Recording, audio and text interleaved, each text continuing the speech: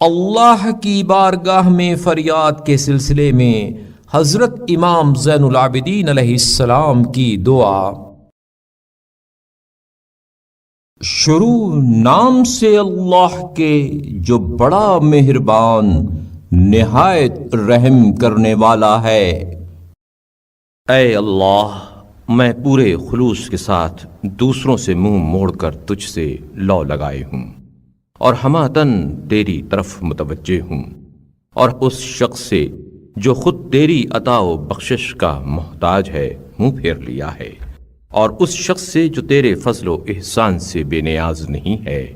سوال کا رخ موڑ لیا ہے، اور اس نتیجے پر پہنچا ہوں کہ محتاج کا محتاج سے مانگنا سراسر سمجھ بوجھ کی سبکی اور عقل کی گمراہی ہے، کیونکہ اے میرے اللہ،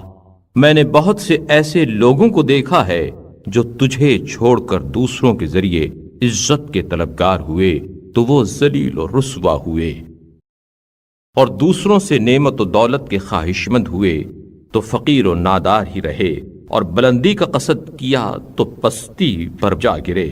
لہذا ان جیسوں کو دیکھنے سے ایک دور اندیش کی دور اندیشی بالکل برمحل ہے کہ عبرت کے نتیجے میں اسے توفیق حاصل ہوئی اور اس کے صحیح انتخاب نے اسے سیدھا راستہ دکھایا۔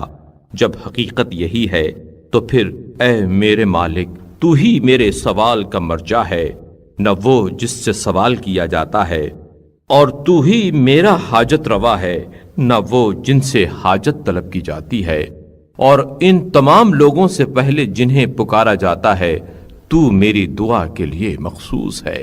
اور میری امید میں تیرا کوئی شریک نہیں ہے، اور میری دعا میں تیرا کوئی ہم پایا نہیں ہے،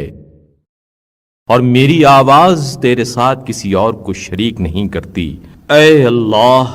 عدد کی یکتائی، قدرت کاملہ کی کار فرمائی اور کمال قوت و توانائی اور مقام رفعت و بلندی تیرے لیے ہے، اور تیرے علاوہ جو ہے وہ اپنی زندگی میں تیرے رحم و کرم کا محتاج، اپنے امور میں درماندہ اور اپنے مقام پر بے بس و لاچار ہے، جس کے حالات گوناگوں ہیں اور ایک حالت سے دوسری حالت کی طرف پلٹتا رہتا ہے۔ تو مانند و ہمسر سے بلند تر اور مثل و نظیر سے بالا تر ہے، تو پاک ہے، تیرے علاوہ کوئی معبود نہیں ہے۔